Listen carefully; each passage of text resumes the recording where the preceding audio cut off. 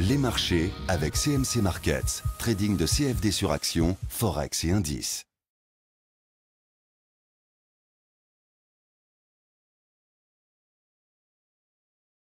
Bonjour, je vous propose aujourd'hui la mise à jour de l'analyse technique de Solocal Group tradable à partir de la plateforme de CMC Markets. Il s'agit d'une analyse technique en unité de temps hebdomadaire, c'est-à-dire que chaque bougie correspond ici à une semaine de cotation. Alors, on commence par une analyse de type DO. Et effectivement, pour l'instant, on ne peut pas envisager que la tendance sur Solocal soit haussière. On est toujours au regard de la théorie de dos empêtrée dans une tendance baissière. Et ça se voit au fait que les pics sont désespérément descendants et les creux également sont descendants. Tant qu'il en sera ainsi, on considérera qu'on est en tendance de long terme baissière. Pour qu'il en soit autrement, il faudrait passer le précédent top à 1,05 € et ainsi on se retrouverait dans une situation où les pics redeviendraient ascendants et on pourrait envisager les choses de manière favorable à moyen long terme. Pour l'instant, malgré la hausse assez soutenue à laquelle on a assisté lors de ces précédentes semaines, eh bien, on demeure quand même sous influence baissière. C'est confirmé par l'analyse de type Ichimoku sur Solocal. Là, ce qui importe, c'est de voir la position par rapport au nuage. Le nuage, c'est la zone qui est grisée ici.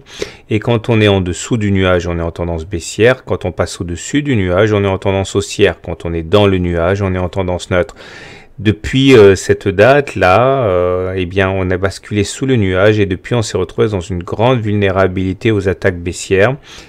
On voit que les cours tentent désespérément de repasser au-dessus du nuage, comme ça a été le cas ici ou ici, mais à chaque fois, on a échoué à repasser au-dessus du nuage et donc on a échoué à repasser en tendance haussière. La dernière attaque, c'était il y a 3-4 semaines.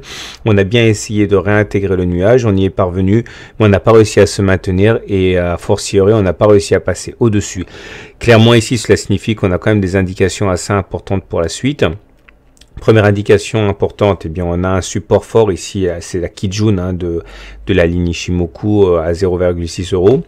Il faut également remarquer qu'il faudrait dépasser le nuage pour passer en tendance haussière. Le nuage commence à 0,7 € à peu près ici et il termine vers 0,73. Donc si on arrivait à passer au-dessus des 0,73, là effectivement on inverserait la tendance et on basculerait en tendance haussière.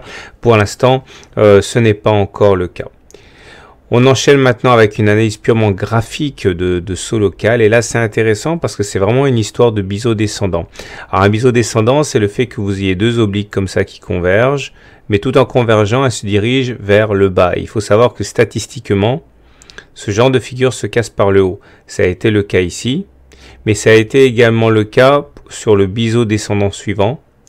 Là, ici en noir, vous voyez que la cassure a eu lieu ici, et effectivement, de manière probabiliste, eh bien, on est passé vers le haut. Ce qui est intéressant, c'est que là, si on prend un petit peu de recul, on voit qu'on est dans une sorte de biseau descendant géant, dont on s'est extrait également là. Et on arrive pour l'instant à se maintenir à flot au-dessus. Si on arrivait à rebondir sur ces niveaux, on pourrait effectivement trouver du jus pour aller provoquer les fameux 0,7 €, puisqu'on n'en est pas vraiment très loin sur une unité de temps de moyen long terme. On voit que pour l'instant, on parvient à se maintenir en dehors. Ça joue un rôle de support normalement. On va terminer avec l'analyse purement technique de Solocal avec les indicateurs et là on est en tendance haussière mais en tendance haussière qui tend à s'affaiblir. Le MACD ici a basculé au-dessus de son signal ici, donc on a eu notre signal d'achat lors du mois d'octobre-novembre. Ça a effectivement été précurseur de la hausse. Ça a été confirmé également par le momentum qui a basculé positif, clairement là. Et là aussi, c'était annonciateur de la hausse.